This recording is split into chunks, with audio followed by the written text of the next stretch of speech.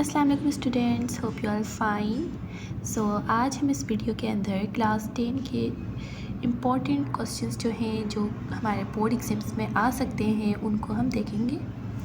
तो let's start our video. तो यहाँ पर मेरे पास क्लास 10 की जो है बुक है। तो आज हम फर्स्ट एंड सेकंड चैप्टर जो है इसके अंदर से क्वेश्चन आंसर्स देख लेंगे। तो सबसे पहले हम इस एक्सरसाइज की तरफ चलते हैं ताकि मैं आपको वहाँ से क्वेश्चन आंसर्स बता दूँ जी। तो यहाँ पर सेक्शन बी जो है हमारे पास शॉर्ट क्वेश्चन आंसर्स का है। इसके अंदर से आपने फर्स्ट क्वेश्चन ये ज़रूर इसको याद करना है, define the term transverse wave. देखिए इसकी ना आपने सिर्फ डेफिनेशन याद करनी है, ठीक है। ट्रांसवर्स वेव की, लॉन्गिट्यूडनल वेव की और मैकेनिकल वेव, ठीक है। मैकेनिकल वेव का जो शॉर्ट नोट है वो आप सिंपली यहाँ से याद कर सकते हैं। यहाँ से इसको आप पूरे एक नोट की फॉर्म में लिख लें तो ये एक शॉर्ट नोट बन जाएगा, ठीक है। बाकी आपने जो है यहाँ पर ट्रांसफ़र वेव की, लॉन्गिट्यूडनल वेव की इसकी शॉर्ट डेफिनेशंस याद करनी है, ठीक है। First, second and third question आपने लाजमी याद करना है। और यहाँ पर आपने ये जो टर्म्स हैं इन्हें भी आप याद कर लें, बट ये ज़्यादा इंपॉर्टेंट नहीं लग रही है मुझे, लेकिन फिर भी आपको ये पता होना चाहिए कि आप इसे अपने ऑन वर्डिंग में लिख सकें। इतने अच्छे तरीके से आपके सारे कॉन्सेप्ट्स जो हैं वो क्लियर होने चाहिए, सही है। तो उसके बाद हम आ जाते हैं रिपल टेक। देखिए ये क्वेश्चन भी हमारा बहुत ज़्यादा इंपॉर्टेंट है, ठीक है। आपने ना यहाँ पर what is a ripple tank, आपको इसकी डेफिनेशन पता होनी चाहिए कि आखिर रिपल टेक होता क्या है, ठीक है। किस लिए ये यूज़ किया जाता है, क्या चीज़ है, डिवाइस है, क्या है, ठीक है। तो इसकी आपने डेफिनेशन याद कर लेनी है। उसके बाद यहाँ पर डिफाइन वेव फ्रंट छोड़ दें आप, इस वाले क्वेश्चन को भी छोड़ दें। और ये वाला क्वेश्चन इंपॉर्टेंट है, what is the phenomenon of diffraction.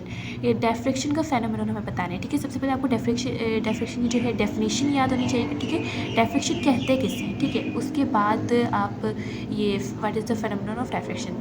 देखिए जब आपका कॉन्सेप्ट क्लियर होता है ना कि एक चीज़ का, तो आपको याद करने में बहुत ज़्यादा आसानी होती है, सही है। तो आपको अच्छी तरीके से देखिए अपनी रीडिंग वगैरह करनी है ताकि आपको याद करने में आसानी हो। और जब आपका कंसेप्ट क्लियर होता है तो आप जो याद करते हैं वो आपके जहन में भी रहता है, ठीक है। सबसे ज़्यादा बड़ा जो है वो फ़ायदा ये है। तो यहाँ पर आपने डायफ्लेक्शन का ये वाला क्वेश्चन करना है। उसके बाद देखिए what is simple harmonic motion. ये वाला जो क्वेश्चन है ये बहुत ही ज़्यादा इंपॉर्टेंट है, ठीक है, क्योंकि ये काफ़ी दफ़ा आ चुका है और ये बहुत ज़्यादा इंपॉर्टेंट है। आपने इसको ना डिफ़ाइन करना है, ठीक है। What is simple harmonic motion को आपने डिफ़ाइन करना है, ठीक है। इसके एग्जांपल्स भी आपको पता होनी चाहिए कि सिंपल हार्मोनिक मोशन की अगर एग्जांपल्स पूछी जाए तो वो भी आप बता सकें, ठीक है। इसके अलावा इसकी जो कैरेक्टरिस्टिक्स हैं वो भी आपको देख लेनी है, ठीक है। और बाकी इस चैप्टर में ये नहीं है क्वेश्चन, ये भी नहीं है। और बस यही जो क्वेश्चन थे मैंने आपको बताया, ठीक है। ये वाले क्वेश्चंस बहुत ज़्यादा इंपॉर्टेंट है, ठीक है। एक ट्रांसफर वेव, एक लॉन्गिट्यूडनल वेव, एक मैकेनिकल वेव, और इन टर्म्स पे भी आप अपने नज़र वगैरह डाल रहे हैं, ये भी आ सकती है, ठीक है। और derive the formula of wave speed, v equals to F lambda, ये भी आपने लाजमी याद कर लेना है, सही है। और इसकी रिपल टेक की डेफिनेशन याद करनी है, डायफ्रैक्शन, फेनोमेनन ऑफ डायफ्रैक्शन ये याद करना है, और सिंपल हार्मोनिक मोशन, ठीक है। यहाँ से सिर्फ इतने ही क्वेश्चंस की आपने अच्छी तरीके से प्रिपरेशन कर लेनी है, ठीक है जी। डन हो गया। अब हम चलते हैं नेक्स्ट चैप्टर की तरफ। ये है हमारा नेक्स्ट चैप्टर साउंड। तो यहाँ पर इसके भी हम स्ट्रक्चर्ड आंसर्स देख लेंगे। तो यहाँ पर से आपने क्वेश्चन ले लेना है, हाउ इज़ साउंड प्रोड्यूस। देखिए साउंड जो है इस चैप्टर का जो सबसे ज़्यादा जो इम्पोर्टेंट क्वेश्चन है वो भी इस चैप्टर का यही है, साउंड प्रोड्यूस कैसे होता है, साउंड फॉर्मेशन ऑफ साउंड कैसे, ठीक है, साउंड वेव्स कैसे बनती हैं। सबसे पहले क्योंकि ये चैप्टर है ही साउंड का तो आपको ये पता होना चाहिए कि साउंड जो है वो प्रोड्यूस कैसे हो रहा है, सही है। तो ये वाला क्वेश्चन आपने लाजमी याद कर लेना है। तो हाउ इज़ साउंड प्रोड्यूस्ड ये आपने याद कर लेना है, ठीक है। उसके बाद बी को छोड़ दें। और सेकंड में आपने why are sound waves refer to as mechanical waves, इसे भी आपने देख लेना है, सही है। उसके अलावा इन दो क्वेश्चंस पे भी आप नज़र डाल सकते हैं, बट ये तो बहुत ज़्यादा इम्पॉर्टेंट है। और बाकी फोर को आप छोड़ दें, इसमें कुछ इम्पोर्टेंट मुझे नहीं लग रहा है। और why is the speed of the sound wave in solids and liquid और गैसेस। अच्छा, तो आप इसका ए को छोड़ दें, ये जो बी क्वेश्चन है ना ये इंपॉर्टेंट है, ठीक है। बी क्वेश्चन में explain the effect of the following factors in the speed of sound in the air, temperature, humidity. ठीक है।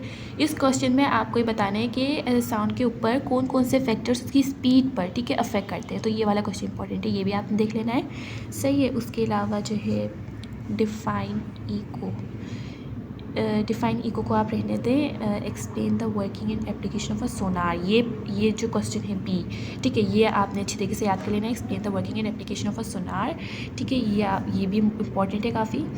और इस पोर्शन में से बस हमने ये वाला क्वेश्चन दिया है सोनार वाला। अब हम नेक्स्ट पे चलते हैं। Define the following terms. अच्छा, ये जो टर्म्स है ना, ये आपको पता होनी चाहिए। सही है।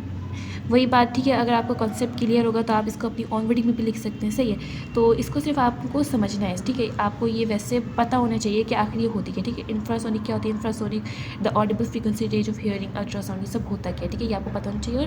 और what how is ultrasound used for cleaning, ठीक है। इस वाले क्वेश्चन को अगर देखिए, ये वाला क्वेश्चन जो इंपॉर्टेंट था, अगर हम इस वाले क्वेश्चन को स्किप कर देते हैं ना, तो यहाँ पे फिर भी आ रहा है explain two applications of ultrasound are used in hospital for medical imaging, ठीक है। आप इन दोनों क्वेश्चन को छोड़ के मैं आपको वैसे क्वेश्चन बता देती हूँ। आप क्वेश्चन आपके पास आ सकता है जैसे what are the uses of ultrasound, ठीक है। आपको ओवरऑल सारे ही यूजेस बताने होंगे, ठीक है। तो आपने सारे ही जो ये यूजेस अल्ट्रासाउंड के वो देख लेने हैं, याद कर लेने हैं, ठीक है। अगर उसके अलावा फिर अगर बाद में आपके पास कैटेगरीज आती हैं कि भाई आपने क्लीनिंग के हवाले से बताना, जैसे यहाँ अलग से सवाल बना रखा है, ठीक है, तो फिर आप उसको अच्छी तरीके से डिफाइन कर सकेंगे। तो आपको अच्छी तरीके से इसकी सारी एप्लीकेशंस याद कर लेनी है। अच्छा, वो एप्लीकेशंस आपको मिलेंगी कहाँ से? यहाँ पर बुक के अंदर आपकी देखिए सारी एप्लीकेशंस जो है लिखी हुई हैं अल्ट्रासाउंड की, ठीक है। क्लींजिंग, क्वालिटी कंट्रोल, सोनार, इकोकार्डियोग्राफी, अल्ट्रासोनोग्राफी, सारी जो है अल्ट्रासाउंड की ही एप्लीकेशन से देखिए लिखा हुआ भी है, applications of ultrasound techniques in industry and medicine, ठीक है। तो ये सारे ही क्वेश्चंस जो हैं, तो ये सारे क्वेश्चन जो है ये आपकी बुक के अंदर ही आपको सिंपली इसके जो आंसर्स हैं वो मिल जाएंगे, ठीक है। और अगर फिर भी आपको कोई भी प्रॉब्लम हो या फिर किसी भी क्वेश्चन का जो मैंने अभी आपको बताए हैं उनका आंसर नहीं मिल रहे हो, तो आप मुझसे कमेंट बॉक्स में आके पूछ सकते हैं। मैं इंशाल्लाह आपको ज़रूर गाइड करूँगी। सही है। और इनकी जो न्यूमेरिकल्स हैं मेरी, इन पे भी वीडियो मैं बनाऊँगी। अगर आपको मुझसे समझने हैं न्यूमेरिकल्स डिटेल वीडियो मैं उस पर भी बना लूँगी। तो आप मुझे कमेंट बॉक्स में मैसेज कर सकते हैं, ठीक है। उसके बाद मैं फ़र्स्ट एंड सेकंड चैप्टर्स के आपको न्यूमेरिकल्स भी करवा दूँगी। और फ़िलहाल आपको इन्हीं क्वेश्चंस की अच्छी तरीके से तैयारी करनी है और एमसीक्यूज़ पे भी आपको अच्छी तरीके से नज़र डाल लेनी है। उसके बाद मिलते हैं हम नेक्स्ट वीडियो में, ठीक है। अगर आपको इसी तरह की वीडियोज़ और चाहिए तो आप मेरे चैनल को सब्सक्राइब कर सकते हैं। Hope you like this video. अल्लाह हाफ़िज़।